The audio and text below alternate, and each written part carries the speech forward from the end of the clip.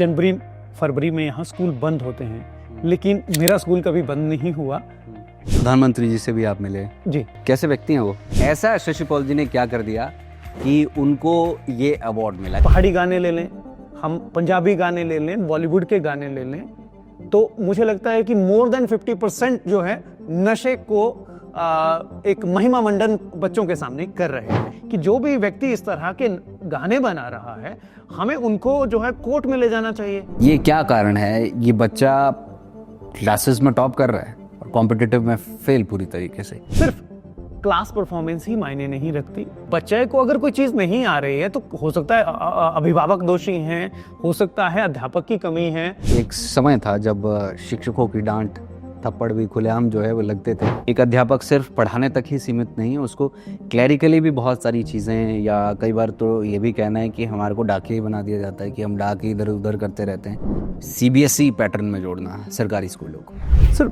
देखिए, ये बहुत अच्छा निर्णय है, मैं तो स्वागत करता हूँ इस निर्णय का।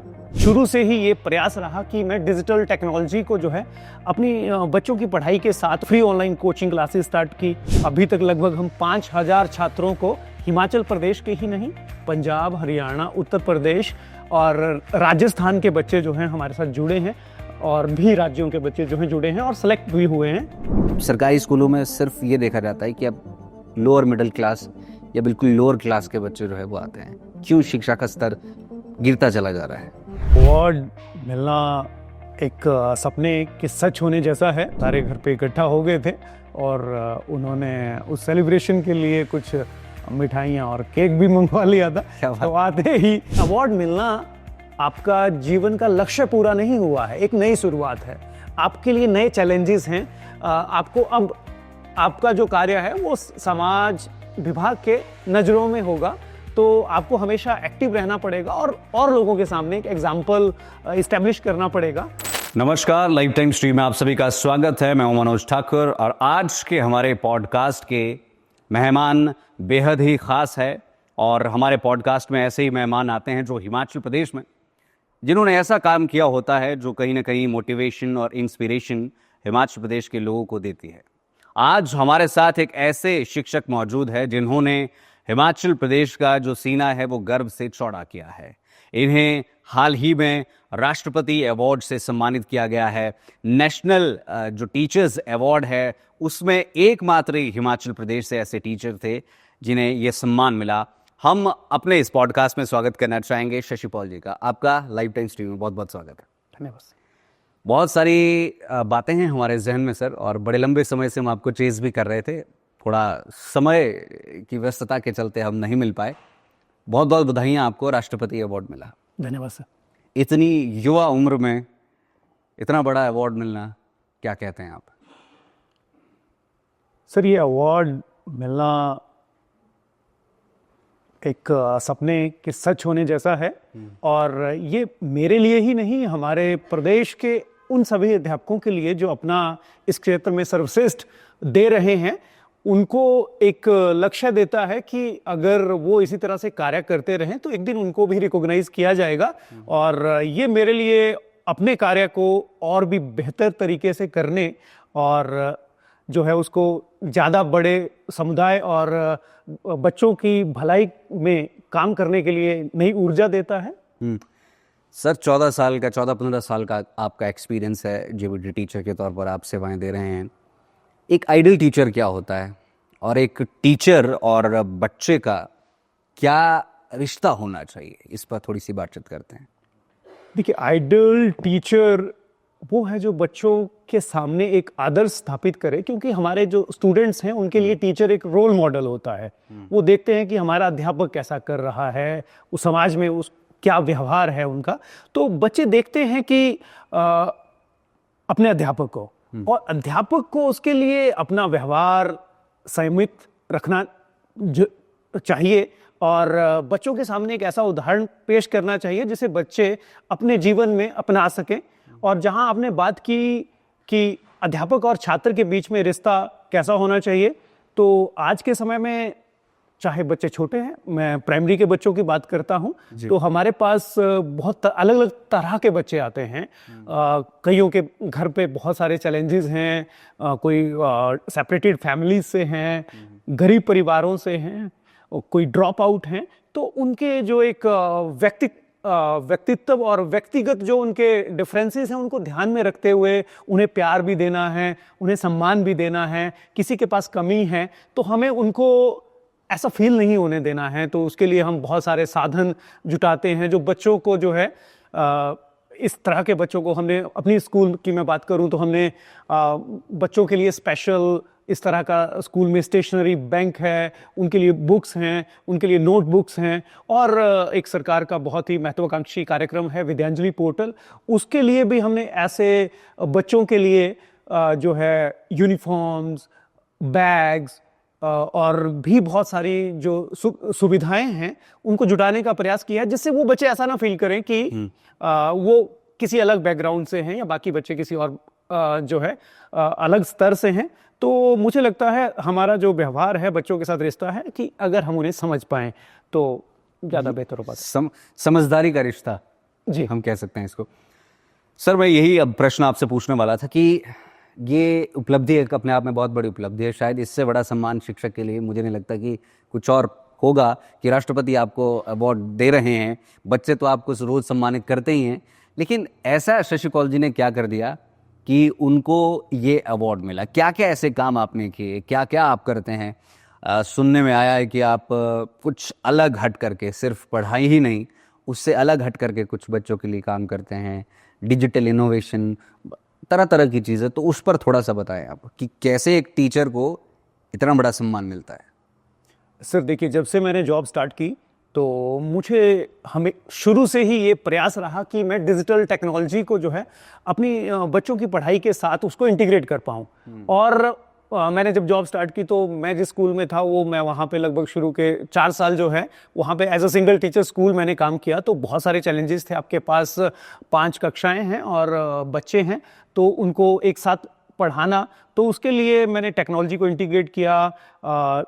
बच्चों को जो है अपने लैपटॉप से, कंप्यूटर से जो है उनको मूवीज़ दिखाना या उनकी स्टडीज़ का जो मटेरियल है उसको सर्च करना कि हम किस तरह से वीडियो के माध्यम से, क्योंकि जितनी हम ज़्यादा मैक्सिमम सेंसेस बच्चे की इन्वॉल्व कर सकते हैं उससे बच्चों का जो है सीखना है वो स्थायी होता है। तो उसके साथ ही मैंने वहाँ पे कंप्यूटर क्लासेस स्टार्ट की, जिस भी स्कूल में प्राइमरी बिल्कुल स्कूल बिल्कुल कंप्यूटर, हाँ, वो 14 साल पहले से स्टार्ट कर दी थी। और उसके बाद ये मेरा जो है 4th स्कूल है। तो इससे पहले भी जो पिछले स्कूल हैं उसमें समुदाय की सहायता से, समाज के जो अग्रणी लोग हैं उनकी हेल्प से जो है हमने जो है मेरा इससे पिछला स्कूल था खड़ियाना, वहाँ पे हमने रोटरी क्लब सोलन से जो है वहाँ पे कंप्यूटर क्लासेस स्टार्ट की।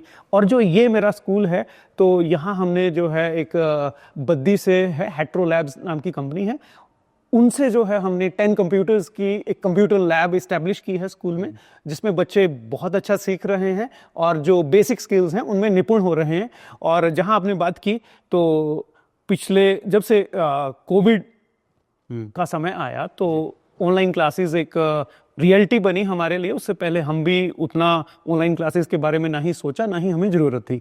तो हमने ऑनलाइन क्लासेस स्टार्ट की, अपने ही स्कूल के लिए नहीं और भी स्कूलों के लिए जी। तो उसके बाद जो है हमने free online coaching classes start की, नवोदय के लिए, सैनिक स्कूल के लिए और जो है स्कॉलरशिप्स के लिए। आप देते हैं वो? बिल्कुल फ्री जी, आज भी कायम है। और अभी तक लगभग हम 5000 छात्रों को हिमाचल प्रदेश के ही नहीं, पंजाब, हरियाणा, उत्तर प्रदेश और राजस्थान के बच्चे जो हैं हमारे साथ जुड़े हैं, और भी राज्यों के बच्चे जो हैं जुड़े हैं और सेलेक्ट भी हुए हैं। तो आप ये देखिए कि पिछले 5 सालों से हमें जनवरी फरवरी में यहाँ स्कूल बंद होते हैं, लेकिन मेरा स्कूल कभी बंद नहीं हुआ, क्योंकि बच्चों की जो है हम ऑनलाइन क्लासेस लगातार चला रहे हैं पिछले 5 सालों से। तो वो घर से हम 10 to 4 हम स्कूल की ड्यूटी करते हैं, और उसके बाद आज भी 6:30 पे क्लास होगी और जो है हम ले रहे हैं। सर, मैं एक सवाल पूछना चाहूँगा, बड़ा टफ नहीं हो जाता? क्योंकि जब हम आपसे जिस समय पर हम कह रहे थे कि आइए इंटरव्यू करते हैं, बातचीत करते हैं, तो आपकी क्लासेस कहीं ना कहीं बीच में आड़े आ रही थी, तो कभी ऐसा नहीं होता कि किसी फंक्शन में जाना था या कहीं पार्टी में जाना था और फिर बीच में क्लास आ जाती हो, किसको प्रायोरिटी आप देते हैं? सर ये क्लासेस जो है हमने कोलैबोरेशन में चलाई हैं। मेरे एक मित्र हैं प्रदीप कुमार जी, वो भी पिछले 5 सालों से साथ में हम कर रहे हैं। तो अगर ऐसी कोई दिक्कत होती है तो उनको दिक्कत होती है तो मैं देख लेता हूँ, अगर मेरी होती है तो वो देख लेते हैं। चलता कॉन्टिन्यूसली। हाँ, और इसके साथ ही हमने जो इस सिलेबस है नवोदय के लिए, इसको डिजिटल फॉर्मेट में भी मतलब जो रिकॉर्डेड लेसन है हमने यूट्यूब पे भी डाल दिए हैं। तो अगर कहीं ऐसा हो जाए कि दोनों को ही दिक्कत है तो हम वो बच्चों को दे देते हैं। बहुत ही काम की और मतलब की चीज़ आपने बताई है। जब आप कोचिंग के बारे में हमारी बातचीत पहले हुई तो मुझे लगा कि शायद पेड कोचिंग होती होगी, क्योंकि कोचिंग वैसे हिमाचल प्रदेश के सिनेरियो में या बाहर के सिनेरियो में बात करें तो पेड ही होती है। बड़ा अच्छा लगा जानकर कि आप फ्री कोचिंग देते हैं। यदि कोई बच्चा कोचिंग लेना चाहिए, बच्चे के मतलब की बात है, तो वो कैसे आपसे संपर्क कर सकता है? सर हमने एक पैम्पलेट भी बनाया है, या मेरा नंबर है उसको आप बेशक शेयर कर दीजिएगा। हाँ जी। हाँ, तो उस पे जो है व्हाट्सएप के माध्यम से बच्चा अपनी डिटेल्स भेजेगा और हमें उसके हमारे ग्रुप में ऐड हो सकता है। तो इस तरह से वहाँ से ओपन है, इट्स ओपन फॉर एवरीवन। क्या बात है जी, बहुत ही बढ़िया ये कार्य आप कर रहे हैं, और शायद यही सारी चीज़ें हैं जो जिन्होंने आपको ये अवार्ड भी दिलवाया है। जी, उन्हीं बच्चों का आशीर्वाद है। बिल्कुल बिल्कुल। सर, अब अगला सवाल मैं आपसे ये पूछना चाहूँगा कि सरकारी स्कूलों की जब हम बात करते हैं, तो अभी आपने जब इनिशियली बात करी तो आपने कहा कि अलग अलग तबकों के लोग यहाँ पर आते हैं। एक समय था जब यदि मैं बात करूँ तो किसी बड़े नेता का बच्चा भी, एक बड़े अफसर का बच्चा भी, एक गांव के गरीब का बच्चा भी और दिहाड़ीदार का बच्चा भी एक ही स्कूल में पढ़ते थे, सरकारी स्कूल में पढ़ते थे। कल्चरल एक्सचेंज होता था। बड़े घर का बच्चा छोटे घर की चीज़ें सीखता था, छोटे घर का बच्चा बड़े घर की चीज़ें सीखता था। अब ऐसा क्या हो गया है कि सरकारी स्कूलों में सिर्फ ये देखा जाता है कि अब लोअर मिडिल क्लास या बिल्कुल लोअर क्लास के बच्चे जो है वो आते हैं? क्यों शिक्षा का स्तर गिरता चला जा रहा है? शिक्षा का स्तर गिर रहा है ऐसा नहीं मैं कहूँगा। एक तो इसके पीछे कई सारे कारण हैं। लोगों की पेइंग कैपेसिटी भी बढ़ रही है। शायद सभी पेरेंट्स जिसके पास है तो वो चाहता है कि उसका बच्चा अपने घर से उसको पिक किया जाए और शाम को वहीं ड्रॉप किया जाए। ठीक है। और पहले की बात कर रहे हैं आप, उस समय हर नुक्कड़ चौराहे पे जो है प्राइवेट स्कूल नहीं थे। ठीक है। तो और जो है पिछले कुछ समय में सरकार बहुत अच्छा कार्य कर रही है, चाहे हम एनईपी की बात करें या विभिन्न योजना के अंतर्गत जो है एक इंफ्रास्ट्रक्चर डेवलपमेंट की बात की है और हुआ भी है।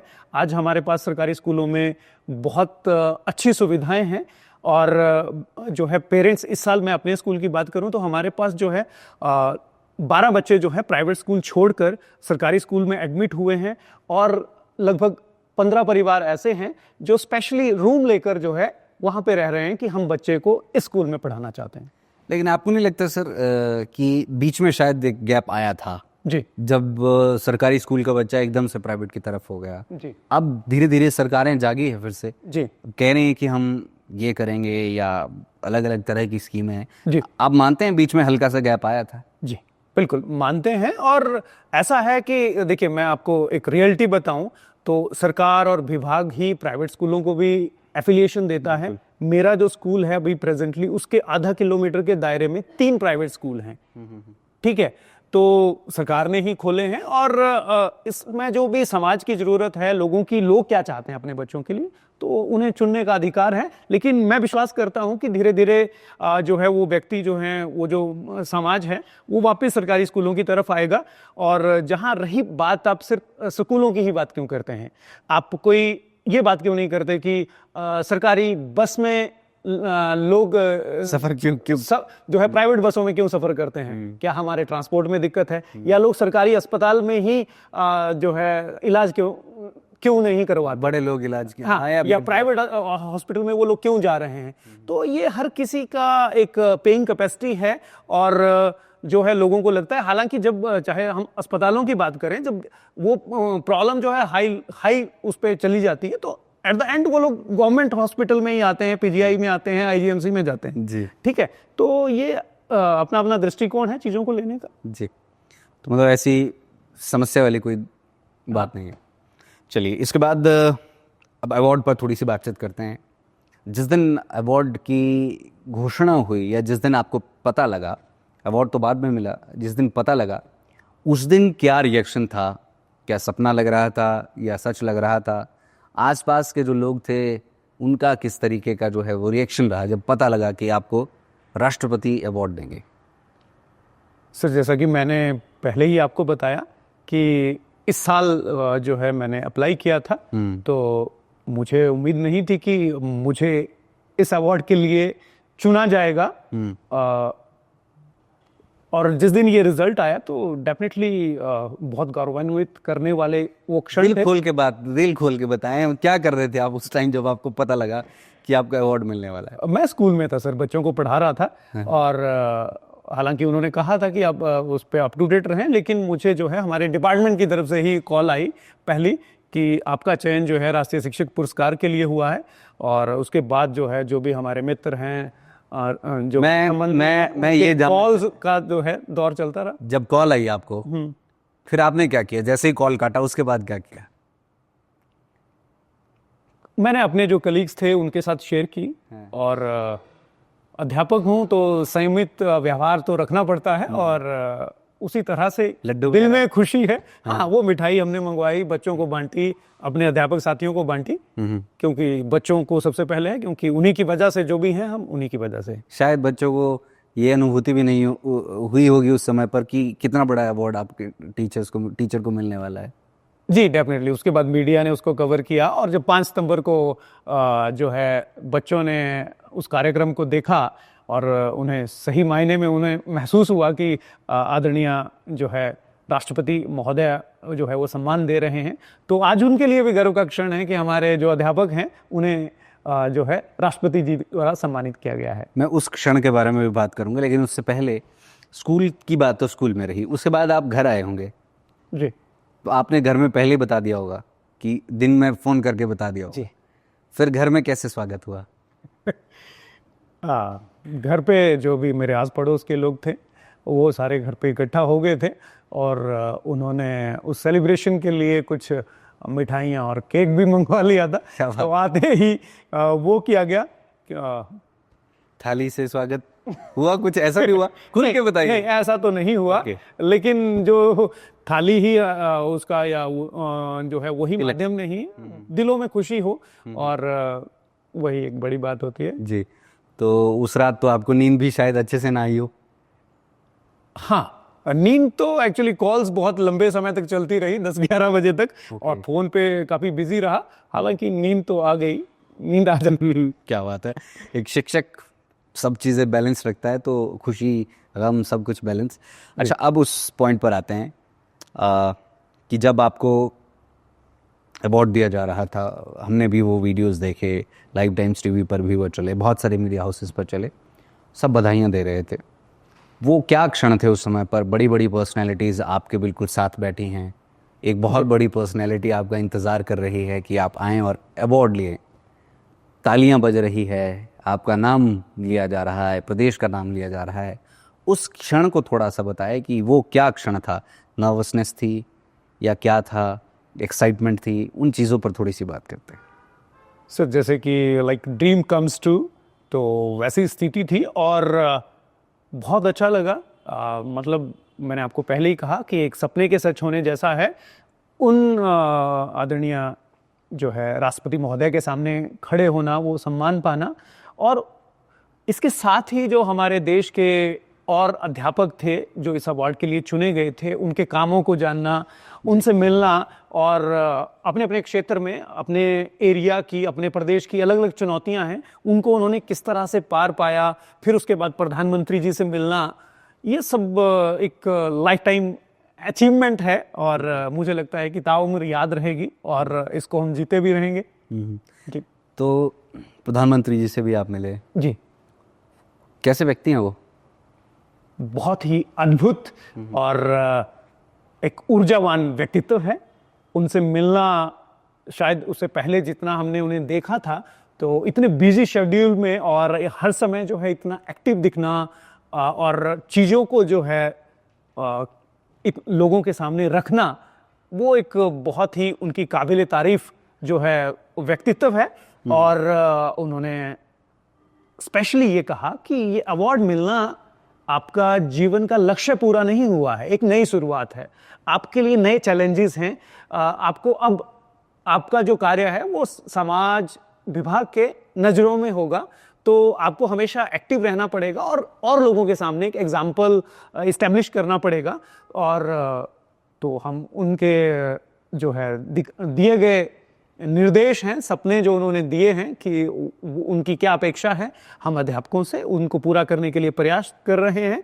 और मुझे बहुत खुशी है कि जो हमारा ये ऑनलाइन कोचिंग का जो मॉडल है, अब प्रदेश के कई अन्य अध्यापक भी, चाहे जेएनवी के लिए है या कुछ और स्कॉलरशिप के एग्ज़ाम होते हैं, उनके लिए जो है उसको रेप्लिकेट कर रहे हैं। और इससे ज़्यादा खुशी की क्या बात हो सकती है, क्योंकि किसी भी पुरस्कार को देने का जो असली उद्देश्य है वो है कि समाज में बच्चों की भलाई होनी चाहिए, उनकी शिक्षा का स्तर ऊपर उठे, परिवर्तन समाज में। जी।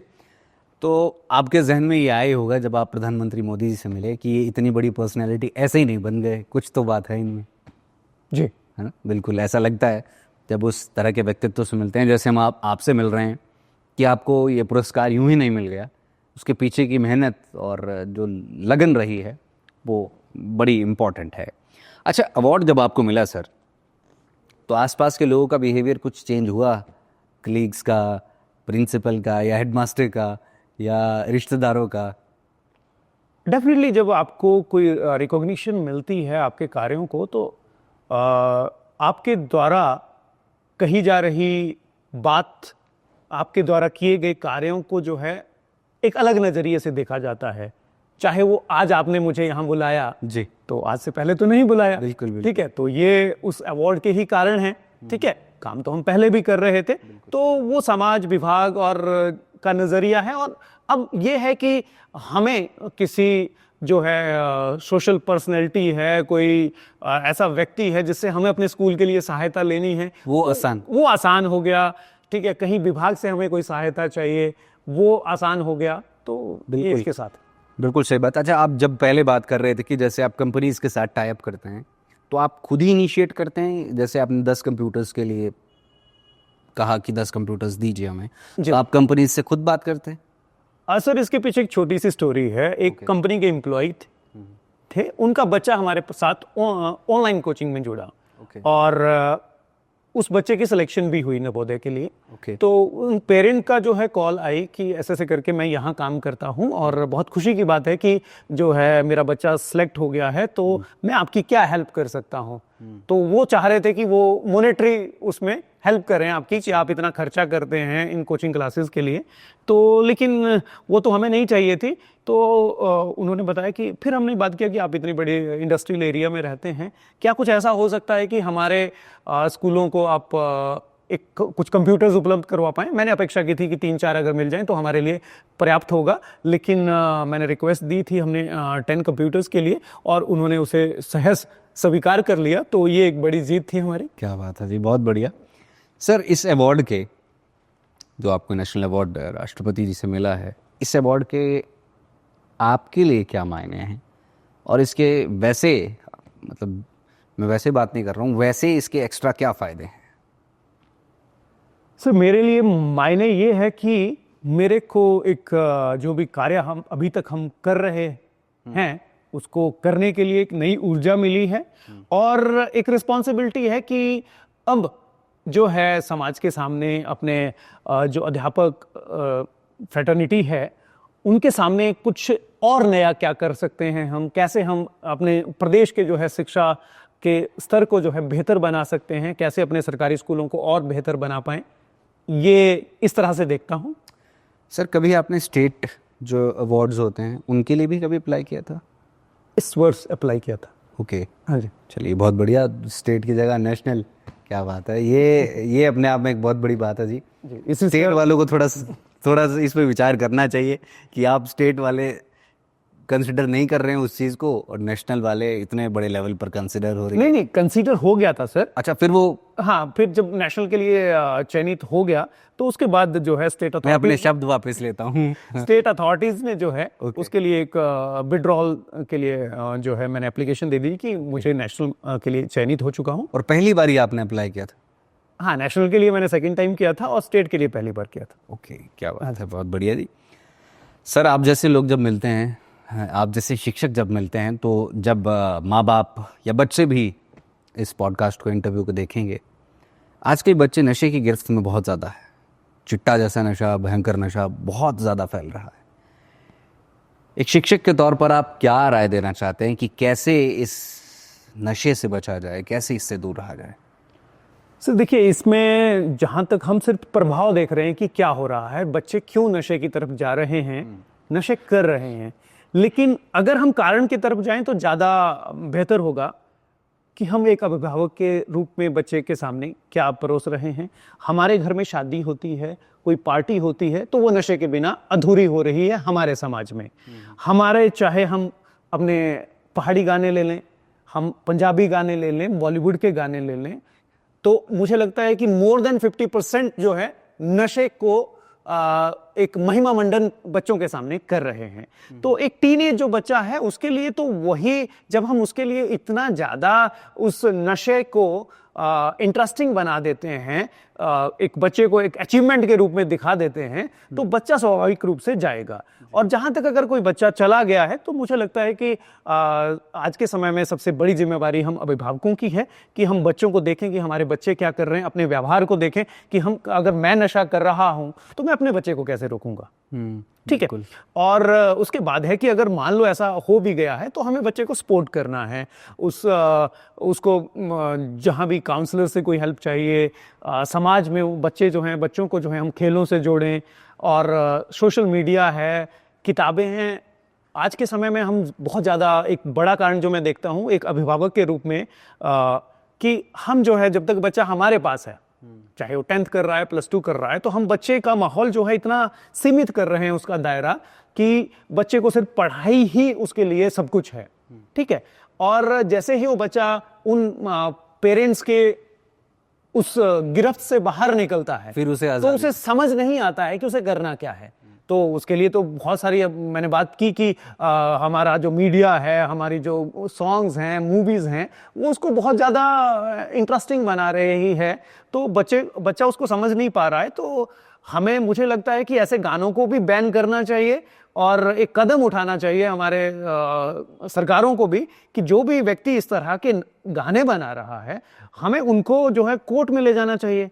ठीक है। और जो भी बच्चे हैं अगर कहीं चले गए हैं तो उनको हमें सपोर्ट करना है। और बच्चों के लिए तो यही है कि देखिए, आपके लिए आज के समय में जो अपॉर्चुनिटीज़ हैं उनकी कमी नहीं है।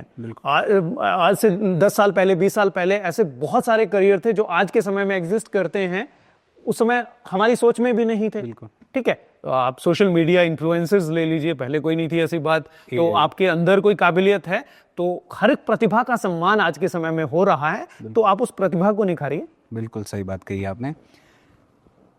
एक आइडल शिक्षक तो आप है ही, एक आइडल बच्चा क्या होना चाहिए, उसकी क्या आदतें होनी चाहिए, एक आदर्श बच्चा जिसको हम कहें, इस पर आपका क्या टेक है? आदर्श बच्चा, देखिए, इंडिविजुअल डिफरेंसेस हैं और उनके अनुसार जो है बात होती है। तो आदर्श बच्चा है जिसमें सीखने की जिज्ञासा हो और जो अपने अध्यापकों और अभिभावकों के जो एक एक्सपेक्टेशंस हैं उनके अनुसार कार्य करे, जो सामाजिक हमारे मूल्य हैं उनको जाने, उनको अपने लाइफ में आत्मसात करें। भगवान श्री राम जो है हमारे पास इतने बड़े आदर्श हैं, तो ऐसी जो हमारी महान जो भी आइडियल पर्सनैलिटीज़ रही हैं उनको पढ़े, उनके बारे में सीखे, समझें। आप उन बच्चों को क्या कहना चाहेंगे, उन पेरेंट्स को क्या कहना चाहेंगे जिनके बच्चे बहुत शैतान, शरारती होते हैं? क्या उनको रोकना चाहिए उस चीज़ से कि बच्चा बड़ा शैतान है, केयरलेस है, छोटी उम्र में, मतलब 4-5 साल का बच्चा, 6 साल का बच्चा, उस बच्चे को आप किस तरीके से देखते हैं? देखिए, शैतानी जो है वो बच्चे का स्वाभाविक गुण है। और शैतानी कब आती है? जब हम उसकी जो बच्चे की ऊर्जा है उसको चैनलाइज नहीं कर पाते हैं, उसको एक सही माध्यम नहीं मिलता है, तो वो शैतानियों के माध्यम से निकलेगा। तो हमें ज़रूरत है कि हम बच्चे को खेलों की तरफ ले जाएं, ठीक है, हम उसे ऐसे अवेन्यूज प्रोवाइड करें जहां वो उस एनर्जी को जो है पॉजिटिव वे में यूज कर सके। ओके, बिल्कुल सही बात। कहीं ना कहीं देश के जो यूथ है उसके सामने भी यही समस्या है। बिल्कुल। अब कुछ मामले ऐसे भी आते हैं सर, अब बच्चों पर तो हमने बहुत बात कर ली, लेकिन कुछ शिक्षक ऐसे भी है जो स्कूल तो पहुंचते हैं लेकिन उनके कदम जो है वो संभले नहीं होते हैं, कभी इधर कभी उधर, नशे में वो धुत होते हैं, कभी पौआ लेकर आते हैं, कभी अधिया लेकर के आते हैं, और सरकारी स्कूलों में ये देखने को अक्सर मिलता है। ऐसे टीचर्स को लेकर आपका क्या कहना है? और मैं आपका जस्ट वैसे ऑफिशियल तो नहीं अनऑफिशियल सा है यहाँ पर जानना चाहूँगा कि ऐसे टीचर्स का होना क्या चाहिए, क्या कार्रवाई होनी चाहिए? अच्छा, पहली तो आपने जो कहा कि अक्सर ऐसा देखने में आता है, मैं इससे कभी डिसएग्री करूंगा। कभी हाँ। तो मतलब सरकारी स्कूलों में अक्सर, प्राइवेट स्कूल के बहुत rare of the rarest chances, सरकारी स्कूलों में इक्का दुक्का मामले एक साल में 1-2 बार आ जाते हैं। इक्का दुक्का, इस तरह से आप कहिए, जी, अक्सर ना कहिए। ठीक है। तो मुझे लगता है कि ऐसे अगर कोई भी मामले आते हैं तो देखिए, ऐसा शिक्षक एक आदर्श व्यवहार होना चाहिए, आदर्श, क्योंकि बच्चों के सामने हैं। तो अगर ऐसा कुछ आता है तो मुझे लगता है ऐसे लोगों को दंडित किया जाना चाहिए, क्योंकि वो हमारे शिक्षक समाज के ऊपर एक कलंक है। और अध्यापकों को भी इस बात की जो है ध्यान रखना चाहिए, और ऐसा कभी भी नहीं होना चाहिए, मेरा तो यही कहना है। हिमाचल प्रदेश पूर्ण साक्षर राज्य बन चुका है लिटरेसी की जब हम बात करते हैं, और नंबर 1 है। वैसे तो बहुत सारे स्टेट्स हैं लेकिन उसमें भी नंबर 1 अगर हम परसेंटेज की बात करें। सरकार पिछले 2-3 सालों से, इस सरकार की अगर हम बात करें तो इन्होंने परफॉर्मेंस बेस्ड ज़्यादा ध्यान देने की कोशिश करी है, और टीचर्स के ये भी कहा है कि जो टीचर्स रिजल्ट नहीं देंगे, या उसमें भी परसेंटेज रखी है कि 20% से कम, 25% से कम रिजल्ट होगा तो उनके इंक्रीमेंट्स भी रुक जाएंगे और प्रमोशंस वगैरह भी रुक जाएंगे। इस पर आपका क्या टेक है? क्या इसी तरीके का फॉर्मेट होना चाहिए? जी देखिए, अगर हमें सही निर्णय हम इसको बोल सकते हैं, लेकिन इसके साथ ही उस अध्यापक की, उस स्कूल के सामने क्या चुनौतियां हैं, वहाँ उन चीज़ों को भी अगर देखा जाए। हालांकि अगर ये इस तरह का निर्णय जो है लिया जाए तो मुझे लगता है कि एक अध्यापक के रूप में हमें मोटिवेट भी करेगा और बेहतर करने के लिए, अपना मोर देन 100% देने के लिए। और जो शिक्षकों के तबादलों पर रोक लगी है, इसे किस तरीके से देखते हैं? सही है ये? वरना ऐसा होता था कि मैं तो हाफ सेशन से आया जी और मैं तो हाफ सेशन में निकल गया, और जो रिजल्ट की जिम्मेदारी होती थी वो कहीं ना कहीं एक दूसरे के सिर पर घूमती रहती थी। तो जो ट्रांसफर बैन हुए उस पर आपका क्या टेक है? सर देखिए, मैं समझता हूँ अच्छा निर्णय है। अगर स्टार्टिंग ऑफ द सेशन में ही ट्रांसफर्स रखी जाएं तो ज़्यादा बेहतर हो सकता है, क्योंकि एक अध्यापक पूरे साल जो है उन बच्चों के साथ जुड़ पाता है, बेहतर कर पाता है। अगर हम हर कभी ट्रांसफर्स कर रहे हैं तो वो मुझे लगता है एक अच्छा डिसीजन नहीं है। ओके। सरकार ने कुछ स्कूलों को सीबीएसई में कन्वर्ट करने का फैसला लिया अभी जस्ट, और कुछ शिक्षक संघों की भी अगर हम बात करें तो उन्होंने भी इसका विरोध किया है। अलग अलग जगहों पर, अलग अलग स्तर पर विरोध हुआ है। आप इसको किस तरीके से देखते हैं, सीबीएसई पैटर्न में जोड़ना सरकारी स्कूलों को? सर देखिए, ये बहुत अच्छा निर्णय है, मैं तो स्वागत करता हूँ इस निर्णय का। और कहीं ना कहीं जो है हम देश में बात कर रहे हैं इक्विवेलेंस, जो राष्ट्रीय शिक्षा नीति है वो बात कर रही है कि पूरे देश में एक शिक्षा का स्तर होना चाहिए, एक बोर्ड होना चाहिए, ठीक है, एक जो है एक ही तरह की बुक्स पढ़ाई जानी चाहिए, अलग अलग नहीं होनी चाहिए। इसके अंतर्गत हम देख रहे हैं कि आज के समय में लगभग पूरे देश में जो है एनसीईआरटी की बुक्स को फॉलो किया जा रहा है। तो सीबीएसई को लाना अच्छी एक हम इनिशिएटिव बोल सकते हैं, और उसको सही तरह से लागू किया जाए। और सरकार प्रयास कर रही है मॉडल स्कूलों को बनाने का हिमाचल में, और तो ये अच्छा निर्णय है। देखिए, कुछ बच्चे ऐसे होते हैं जो पेपर्स की जब हम बात करते हैं, मतलब क्लासेस के एग्जाम्स की मैं बात कर रहा हूँ, उसमें बहुत अच्छा रिजल्ट लेकर के आते हैं। 90%, 95%, इवन 98% तक बच्चों के नंबर आते हैं। लेकिन जैसे ही वो कॉम्पिटिटिव में शिफ्ट हो जाते हैं वहाँ पर वो बुरी तरीके से लैग कर जाते हैं। ऐसे में कभी कभार ऐसा भी देखने को मिलता है कि प्रेशर में आकर बच्चे सुसाइड कर लेते हैं, इस तरह की चीज़ें। ये क्या कारण है? ये बच्चा क्लासेस में टॉप कर रहा है और कॉम्पिटिटिव में फेल पूरी तरीके से। ये आप किस तरीके से इस चीज़ को देखते हैं और कैसे इसको ओवरकम किया जा सकता है? सर देखिए, ये एक ऐसा मुद्दा है कि बहुत सारे बच्चे जो हैं वो एक अपने आप को एक्सप्रेस जो है रिटर्न वे में बहुत अच्छा कर लेते हैं, लेकिन जहाँ बात आती है, या हम इसको ये भी कह सकते हैं कि बच्चों का जो है रटने के ऊपर ज़्यादा जोर रहता है। जैसा कि हम देखते हैं कि हमारा समाज भी इस तरह से सोचता है कि जो है अगर किसी के बहुत अच्छे अंक, जैसा कि आपने 98, 99%, हर अभिभावक चाहता है कि उसका बच्चा 99% ले, लेकिन अक्सर जो है बहुत सारे बच्चे ऐसे भी होते हैं जो 80% भी ला रहे हैं और कॉम्पिटिटिव एग्जाम्स में बहुत अच्छा परफॉर्म कर रहे हैं। तो वो मुझे लगता है वो है कि आपके बेसिक्स कितने क्लियर हैं, क्योंकि कॉम्पिटिटिव एग्जाम्स में क्या देखा जाता है कि आपके जो है आपको कंसेप्ट कितना क्लियर है। ठीक है, तो इस तरह के कुछ कारण रहते हैं। जी, मैंने एक वीडियो डाला था बहुत पहले, 15 लाख के आसपास लोगों ने उसे देखा था। शीर्षक था शिक्षक बदल गए हैं। और वो इसलिए था कि एक समय था जब शिक्षकों की डांट थप्पड़ भी खुलेआम जो है वो लगते थे। घर वालों को जब बताते थे तो घर वाले कहते थे बहुत बढ़िया किया, और धुनाई करिए, अच्छे से धुनाई करिए। हम छुपाते थे कि थप्पड़ का निशान कहीं घर में दिख ना जाए। आसपास वाला बता देता था कि थप्पड़ लगे हैं, तो घर में अलग से पिटाई होती थी। जी, अब शिक्षक बदल गए हैं क्या, या पॉलिसीज़ बदल गई हैं कि अब ना बच्चों को डांट सकते हैं, मारना तो बहुत दूर की बात है। इस चीज़ को आप किस तरीके से देखते हैं?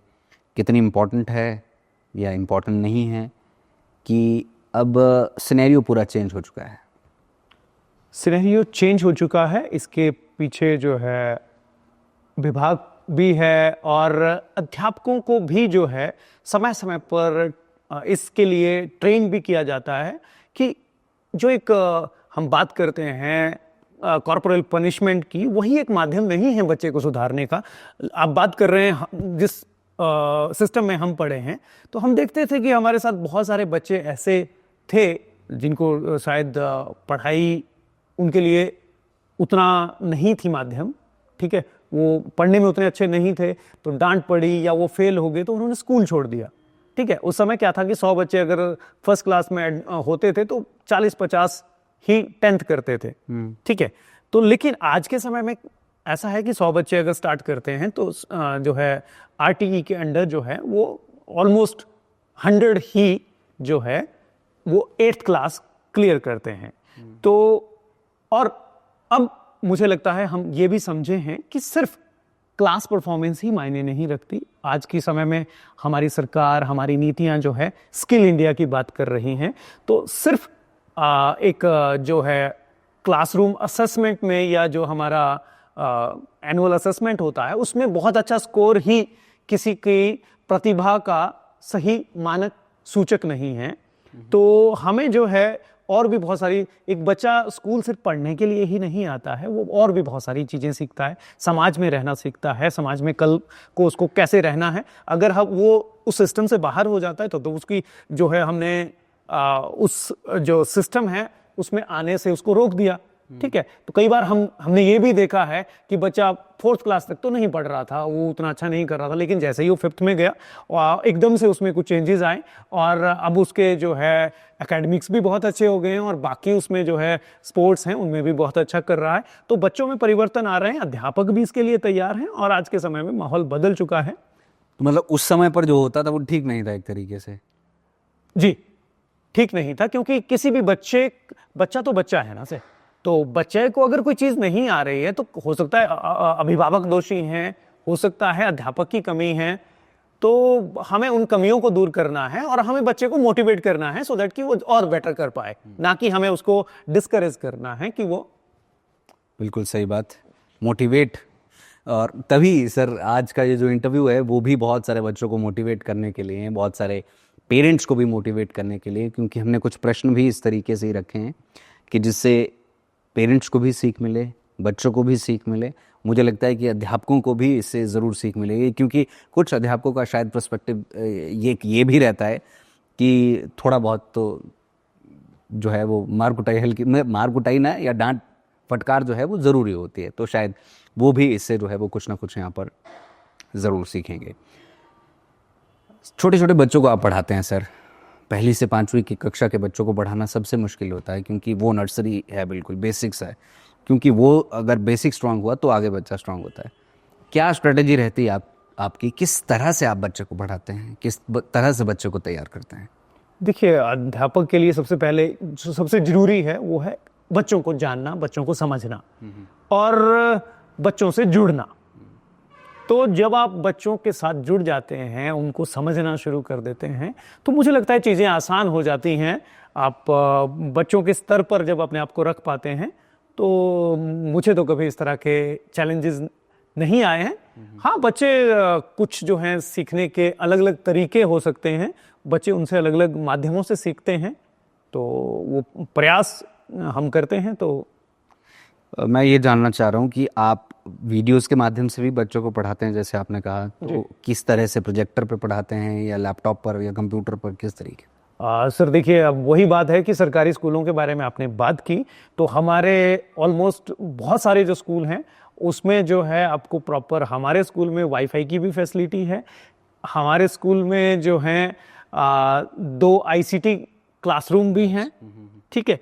तो इसके साथ ही और भी माध्यम हैं जिनके माध्यम से हम बच्चों को जो है, चाहे वो टैबलेट्स हैं, चाहे हम कंप्यूटर्स हैं, उनके माध्यम से जो है बच्चों को जो है यूज़ करते हुए बच्चों की शिक्षा को बेहतर बना सकते हैं। और आज के समय में आप ये देखिए कि YouTube पे बहुत सारे अच्छे देश भर के बहुत अच्छे अध्यापक हैं जो वहाँ पे उन टॉपिक्स को और बेहतर करने का प्रयास करते हैं, क्योंकि जब आपको एक मास के लिए कोई टॉपिक बनाना है तो आपको रिसर्च भी करनी पड़ती है और वो माध्यम भी ढूंढने पड़ते हैं कि हम उन्हें कैसे बेहतर बनाएं।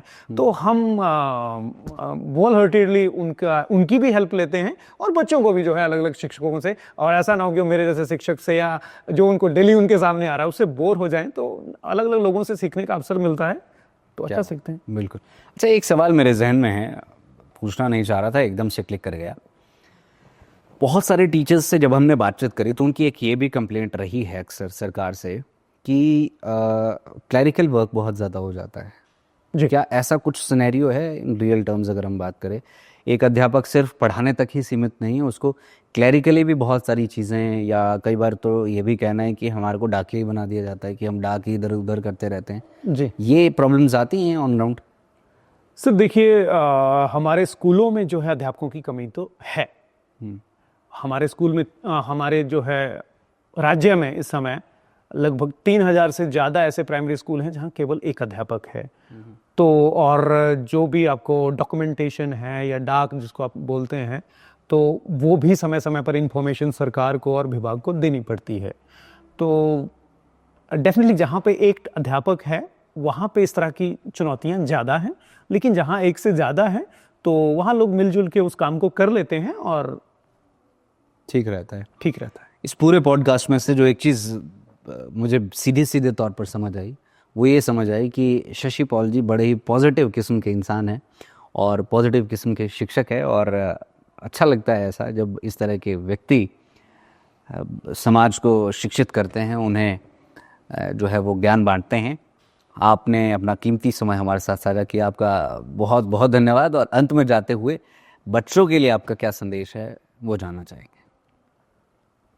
सर बच्चों के लिए देखिए,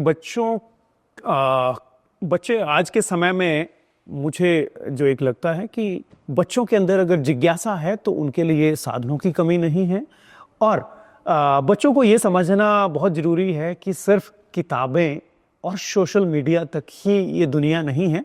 उससे बाहर हम निकलें, हम देखें कि हमारे समाज की क्या चुनौतियां हैं, क्या समस्याएं हैं, और उनको सुलझाने का प्रयत्न करें। तो आप देखते हैं कि आज के समय में बहुत सारे ऐसे लोग हैं जिन्होंने इन चुनौतियों के को सुलझाने के लिए एक मॉडल दिया और समाज में उनको रिकॉग्निशन भी मिली है, और ऐसे बहुत सारे करियर हैं, तो उनको बच्चे अपना सकते हैं और कोशिश करें कि नशों से दूर रहें, क्योंकि अगर आप नशों की तरफ जाते हैं तो वो एक ऐसा दलदल है जिसमें आप फंसते ही जाते हैं, और जो हमें शारीरिक और पारिवारिक और सामाजिक रूप से हमें कमजोर करता है, और जो हमने अपने लक्ष्य निर्धारित किए हैं उनसे कहीं दूर ले जाता है। एक अंतिम प्रश्न, आप अपना आदर्श किसे मानते हैं? सर, आदर्श जो है, एक अध्यापक जब आप बन जाते हैं तो आदर्श आपके लिए एक नहीं होता है, बहुत सारे हो जाते हैं। अगर हम आध्यात्मिक रूप से देखें तो भगवान श्री राम हैं, और उसके बाद जो हमारे समाज में बहुत से गणमान्य लोग हुए हैं, विवेकानंद जी हैं, महात्मा गांधी जी हैं, सुभाष चंद्र बोस जी हैं, जिन्होंने सीमित संसाधनों और बड़ी बड़ी चुनौतियों से के होते हुए हमारे देश के सामने, पूरी दुनिया के सामने ऐसे उदाहरण पेश किए हैं। तो ऐसे बहुत से जो भी महान व्यक्तित्व हैं उनसे समय समय पर सीखने के लिए, और जो चुनौतियां आती हैं उसके अनुसार उनके द्वारा किए जा रहे कार्यों को अपनाकर जो है उनसे सीखने का प्रयास करते हैं। जी, क्या बात है, बहुत अच्छा लगा शशिपाल जी आपसे बात करके, और आपने बहुत अच्छी अच्छी बातें हमारे जितने भी दर्शक हैं उनको बताई। आपने अपना कीमती समय निकाला, आपका बहुत बहुत धन्यवाद। धन्यवाद सर। देखते रहिए live times TV for true next reporting.